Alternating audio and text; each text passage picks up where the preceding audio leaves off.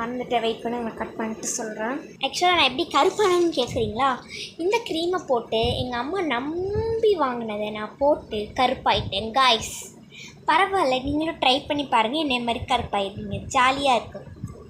அப்போ நீங்கள் நாங்கள்லாம் ஒரு செட்டு கலர் என் தங்கச்சி ஒரு செட்டு பிரிச்சுக்கலாம், ஜாலியாக விளையாடலாம்.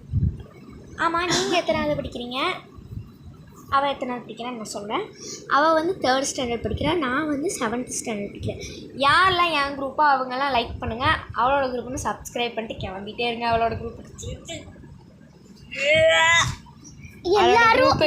எல்லாரும் அவளோட பேக்கை கஷப் பண்ணி அவளை குத்தி பண்ண வச்சிருங்க.